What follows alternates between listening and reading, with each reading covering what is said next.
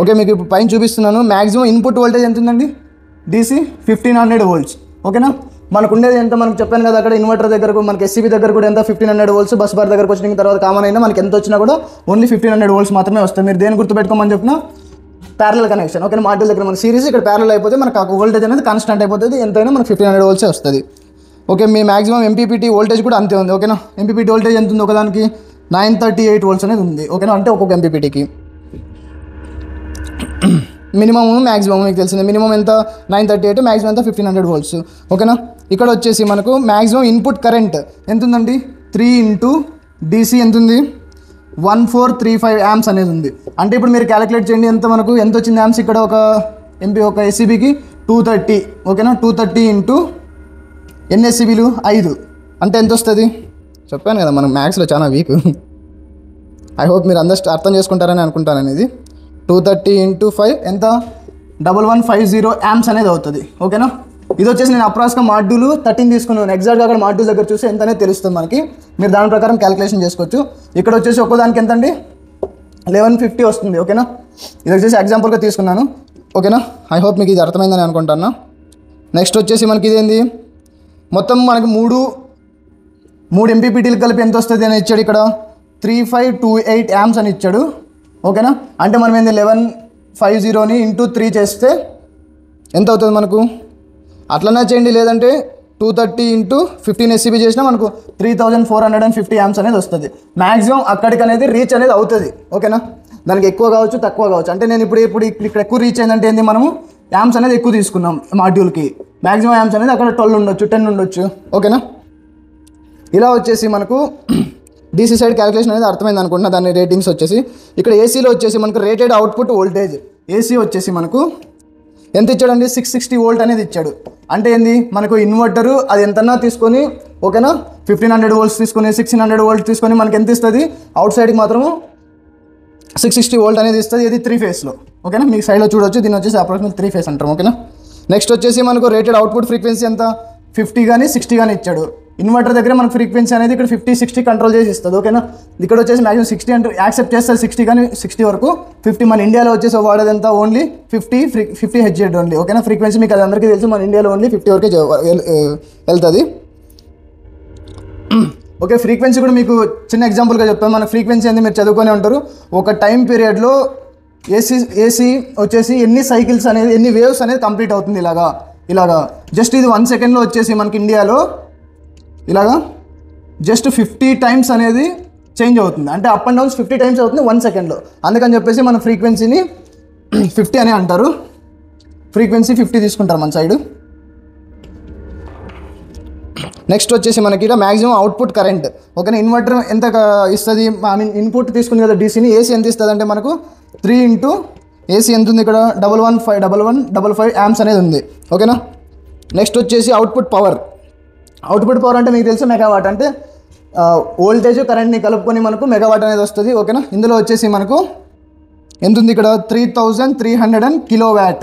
ఓకేనా, మనం యాక్చువల్గా ఒక వీడియో పెట్టాం కదా, మన ఇంట్లో లైట్స్ కానీ బల్బ్స్ కానీ, ఐ మీన్ బల్బ్స్, ఏసీను, టీవీకి ఎలా మనకు వ్యాటేజ్ని క్యాలిక్యులేట్ చేసి కిలోవాట్లో చేసుకోవాలని 1000తో డివైడెడ్ బై చేయమన్నారు కదా. ఇక్కడ కూడా సేమ్ మనకి కిలోవాట్ అనేది ఉంది కదా, 3300 మనం డివైడెడ్ బై 1000తో చేస్తే ఎంత వస్తుంది? 3.3 మెగావాట్ అనేది వస్తుంది. ఓకేనా, 3300 డివైడెడ్ బై 1000 చేస్తే ఎంత వస్తుంది? 1000 చేస్తే 3.3 మెగావాట్. అంటే మన ఇన్వర్టర్కి ఆడ ఎంత ఇచ్చాడు అవుట్పుట్? Only 3.3 megawatt. యాక్చువల్గా మనకున్న సైట్లో కూడా 3.3 మెగావాటే. ఓకేనా, అండ్ ఇది మ్యాక్సిమం అవుట్పుట్ పవర్ వచ్చేసి మీకు ఇది 3960 కిలో వోల్ట్ యాంప్స్. ఓకేనా, నెక్స్ట్ వచ్చేసి మీకు పవర్ ఫ్యాక్టర్ రేంజ్ వచ్చేసి -0.8, 0.8 మ్యాక్సిమం 0.8లోనే ఉంటుంది. మీకు ఇది పవర్ ఫ్యాక్టర్లో మళ్ళీ లోపలికి వెళ్ళామంటే ఏంది? Good power factor, bad power factor and unity power factor ఇందులో ఉన్నాయి. మనకి గుడ్ పవర్ ఫ్యాక్టర్ అంటే ఏంది? 0.85 to 90 to 1, ఐ థింక్ 1 అనుకుంటాను. బ్యాడా? ఓకే, ఇందులో ఏదో ఇది ఒకసారి నేను చూసుకోవాల్సి వస్తుంది. ఇందులో మనకు ఫ్రీక్వెన్సీ ఏంది పవర్ ఫ్యాక్టర్లో వచ్చేసి మనకు ఉన్నాయి గుడ్, బ్యాడ్, యూనిటీ అనేది. ఇవి మీకు రాబోయే వీడియోలో ఎక్స్ప్లెయిన్ చేస్తాను. అండ్ వచ్చేసి మనకి దీంట్లో ఇంకోటి కూడా ఉంది, లీడ్, ల్యాగ్. ఓకేనా, ఇందులోనే ఉంటుంది పవర్ ఫ్యాక్టర్లో అనేది. మీకు రాబోయే వీడియోస్లో ఎక్స్ప్లెయిన్ చేస్తాను. ఇది కూడా నేను ఒకసారి కన్ఫర్మ్ చేసుకుంటాను, కొంచెం కన్ఫ్యూజన్లో ఉన్నా. ఓకే, పవర్ ఫ్యాక్టర్ కూడా మనకి ఇంత అనేది మెయింటైన్ చేస్తుంది. ఇన్వర్టర్ దగ్గర 0.8 మెయింటైన్ చేస్తుంది. ఓకేనా, మనకి మామూలుగా స్విచ్ యార్డ్లో వచ్చేసి మనకు మెయింటైన్ చేసేదంతా 1. ఓకేనా, ఇందుకోసమే ఎస్వీజీ అంటారు. ఓకేనా, అది స్టాటిక్ విఆర్ జనరేటర్ అంటారు. అంటే రియాక్టివ్ పవర్ జనరేట్ చేయడానికి, స్టోరేజ్ చేసుకోవడానికి మనకు పవర్ ఫ్యాక్టర్ని 1 మెయింటైన్ చేయడానికి కోసము మనకి ఎస్వీజీ కూడా ఈ సైట్లో ఇన్స్టాల్ చేసుకున్నాము. ఓకేనా, 2 ఎస్వీజీ ఉంటుంది. ఓకే, ఇంకా కింద డీటెయిల్స్ వచ్చేసి మీకు ప్రొటెక్టివ్ గ్లాస్ మీకు ఈ వీడియోలో చూపించాను. డీసీ సైడ్ కానీ ఏసీ సైడ్ ప్రొటెక్టివ్ గ్లాస్ అనేది ఉంది. ఓవర్ వోల్టేజ్ కేటగిరీ ఇది ఒకసారి మనం రౌండ్ ఆఫ్ చేసుకోవాలి, ఎందుకంటే కొంచెం ఐడియా తక్కువ ఉంది దీని మీద. ఓకే, మీకు యాంబియంట్ టెంపరేచర్, దాని లోపల టెంపరేచర్ తెలిసి, ఇంకా దీని వెయిట్, డైమెన్షన్స్ అనేవి ఉన్నాయి. ఓకే ఫ్రెండ్స్, ఐ హోప్ మీకు ఇది ఇన్వర్టర్ క్యాలిక్యులేషన్స్ అర్థమైందని అనుకుంటాను. ఈ ఇన్వర్టర్ వచ్చేసి మనకు ఇలా 3.3 మెగావాట్ కెపాసిటీ ఇన్స్టాల్ చేశారు కదా. ఇలాంటివన్నీ ఇన్స్టాల్ చేశారంటే 4 ఇన్వర్టర్లు అనేవి ఇన్స్టాల్ చేశారు మా సైట్లో వచ్చేసి. ఎగ్జాంపుల్ తీసుకున్నాను, 4 అంటే 13.2. ఈ 13.2 కెపాసిటీ ఏది? ఈ 13.2 నాకు ఐడిటీ కెపాసిటీ. యాక్చువల్గా ఏ సైట్లో అయినా మీకు ఇన్వర్టర్ని బట్టి ఇన్వర్టర్ డిసైడ్ చేసుకుంటారు ఫస్ట్ ఎంత మెగావాట్తో ఒక ఇన్వర్టర్ ఉండాలని. దాని తగ్గట్టుగా మనకి ఐడిటీ అనేది ప్లాన్ అనేది చేస్తారు. ఓకేనా, 3.3తో పెట్టుకుంటే మనకి 4 ఇన్వర్టర్లు అయినాయి. మీరు చెప్పొచ్చు 3.3తో 4 ఎందుకు పెట్టుకోవాలి, డైరెక్ట్ 10 మెగావాట్తో పెట్టుకొని డైరెక్ట్ 13.2 మెగావాట్కి ఒక ఇన్వర్టర్ పెట్టచ్చు కదా. యాక్చువల్గా మనకు ఈ ఇన్వర్టర్ రెడీ చేసే దగ్గర కూడా మనకు స్టాండర్డ్స్ అనేవి ఉంటాయి. మనకు బ్యూరో ఆఫ్ ఇండియన్ స్టాండర్డ్స్ వచ్చేసి మనకు ఓన్లీ ఇంత అనేది ఉండదు. యాక్చువల్గా ఒకవేళ నువ్వు ఇంత పెట్టుకున్నా నీకు స్టాండర్డ్స్ ఉన్నా కూడా, ఇప్పుడు నీకు 3.3 వచ్చేసి 4 ఉన్నాయి కదా, లేదా నేను 13.2 ఒకటే పెట్టుకుంటాను అనుకో. ఇప్పుడు ఈ మనం వాడే ఇన్వర్టర్లు వచ్చేసి ఏంది, సెంట్రల్ ఇన్వర్టర్స్.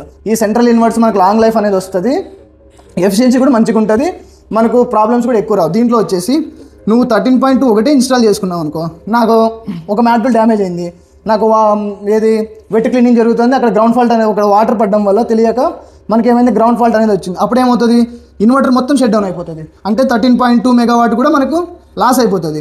ఓకే, నువ్వు ఒకవేళ 3.3 పెట్టుకున్నావు అనుకో, 4 నీకు ఒక దాంట్లో చేస్తుంటే ఒక ఇన్వర్టర్ డౌన్ అయిపోయింది అంటే ఒక 3.3 మెగావాట్ మాత్రమే నీకు within half an hour or 1 hour వరకు షట్ డౌన్ అవుతుంది. ఓకేనా, మిగతా ఏమవుతుంది, మిగతా 3 ఇన్వర్టర్స్ అనేవి రన్నింగ్లో ఉంటాయి కదా. ఒకవేళ నువ్వు 13.2 పెట్టుకున్నావు అనుకో, నీ 13.2 డ్యామేజ్ ఇది జనరేషన్ అనేది లాస్ అయిపోతే 1 అవర్ 2 అవర్కు. 13.2 లాస్ ఏంటంటే మనకి యాక్చువల్గా ఓఎన్ఎంలోకి వెళ్ళామంటే ఒక స్ట్రింగ్ 10 మినిట్స్ డౌన్లో ఉన్నా కూడా బ్యాండ్ బజా ఇచ్చేస్తారు, అది వేరే రకం. ఓకేనా, ఇంత అనేది ఉండకూడదు మనకి యాక్చువల్గా. అందుకని చెప్పేసి మనకు ఇప్పుడు నాకు యాక్చువల్గా 200 మెగావాట్ ప్లాంట్ ఉంది. ఈ 200 మెగావాట్ ప్లాంట్కి 16 బ్లాక్స్ అనేవి డివైడ్ చేశారు. ఓకేనా, ఒకటి వచ్చేసి మనకు 15 బ్లాక్స్ వచ్చేసి 13.2 మెగావాట్తో చేశారు. ఇంకో బ్లాక్ వచ్చేసి ఏం చేశారు మనకు 6.6. ఇది ప్లాన్ ప్రకారం ఇవన్నీ పెట్టిన తర్వాత ఇంకేం మిగిలింటే అది ఎత్తుకొచ్చి 2 ఇన్వర్టర్స్ అనేది పెట్టేశారు దానికి.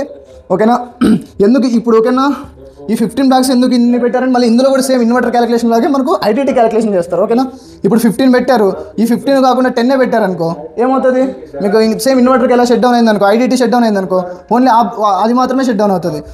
ఇది 13.2ది నువ్వు 16, 20, 25 పెట్టుకున్నావు అనుకో, అవి కూడా మనకు ఎక్కువ మ్యాక్సిమం ఒకటి షట్ డౌన్ అయిందంటే మొత్తం ఐటీటీ షట్ డౌన్ అయిందంటే మొత్తం బ్లాక్ మొత్తం షట్ డౌన్ అయిపోతుంది. జనరేషన్ లాస్ అనేది ఈజీగా జరుగుతుంది. ఇట్లా తక్కువలో పెట్టుకుంటే కమ్సేకం మనం తక్కువ చేసుకోవచ్చు. జనరేషన్ లాస్ అనేది తక్కువ చేసుకుని ఇన్ కేసు ఏమైనా షట్ డౌన్ అయితే. ఓకేనా, ఐ హోప్ మీకు ఇది అర్థమైందని అనుకుంటున్నాను ఫ్రెండ్స్. మీకు ఏమైనా డౌట్స్ ఉన్నా కూడా కింద కామెంట్స్లో కామెంట్ చేసి కూడా తెలుసుకోవచ్చు. ఓకేనా, ఓకే ఫ్రెండ్స్, యాక్చువల్గా ఇది నేను ఇన్నాళ్ళు కాలేజీలో చెప్పేవాళ్ళు బోర్డు మీద ఎక్స్ప్లెయిన్ చేయ స్కిల్స్ పెంచుకొని, కాలేజీలో మన నిందే లేదు, కావాలంటే హెచ్ఓడినే కొట్టే రేంజ్లో తిరుగుతాంటాం అప్పుడు. ఇప్పుడు యాక్చువల్గా ఫస్ట్ టైం అనేది ట్రై చేశాను. ఐ హోప్ మీకు ఇది అర్థమైందని అనుకుంటున్నాను ఫ్రెండ్స్. Okay, thank you.